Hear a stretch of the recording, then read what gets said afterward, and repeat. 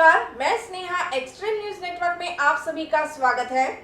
केंद्र सरकार ने एसेट मोनेटाइजेशन के लिए नीति आयोग की एक रिपोर्ट तैयार करने का जिम्मा दिया था। नीति आयोग ने बुनियादी इंफ्रास्ट्रक्चर वाले मंत्रालयों के साथ सलाहकार उन संपत्तियों की सूची तैयार की है जहां एसेट मोनेटाइजेशन की संभावना है। सोमवार को जब वित्त मंत्री निर्मला सीतारमण ने नेशनल मोनेटाइजेशन पाइपलाइन कार्यक्रम की शुरुआत की तो सबसे ज्यादा चर्चा हुई 6000 करोड़ की उस रकम की जिसे सरकार इस योजना के जरिए हासिल करने वाली है। आखिर नरेंद्र मोदी सरकार क्या करने वाली है जिससे कि सरकार को इतनी भारी भरकम रकम मिलने जा रही है। जैसा कि वित्त मंत्री निर्मला सीतारमण का दावा है कि इस प्रोग्राम से सरकार को 4 साल में यानी कि 2025 तक 6 लाख करोड़ रुपए की आमदनी होगी।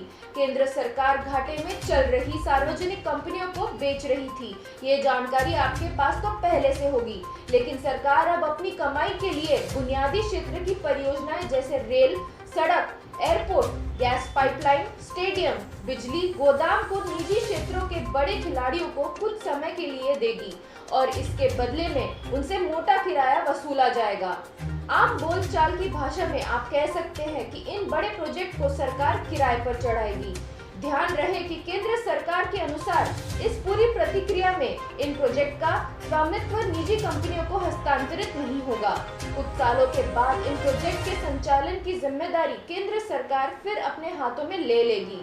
ये समय कितना लंबा होगा, ये केंद्र और निजी कंपनियों के बीच समझौता पर तय करेगा। आइए अब इस प्रोग्राम को विस्तार से जानते हैं।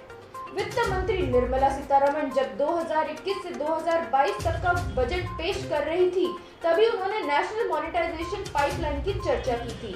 तब वित्त मंत्री ने कहा था कि बड़े इंफ्रास्ट्रक्चर का खर्च जुगाड़ करने के लिए सार्वजनिक क्षेत्र यानी कि सरकारी संपत्तियों का मोनेटाइजेशन मुख्य जरिया होगा। यानी कि सरकार बड़ी परियोजनाओं का खर्च निकालने के लिए सरकारी संपत्तियों से पैसा कमाएगी।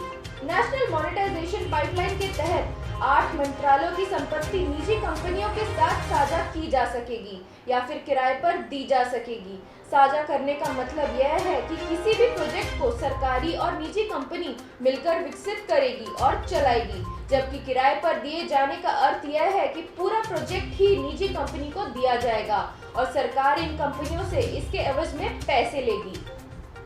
ये थी दिल्ली से हमारे सूत्रों की खास रिपोर्ट। हमारे चैनल को लाइक करें, शेयर करें, सब्सक्राइब करें और बेल आइकन को प्रेस करना ना भूलें। धन्यवाद।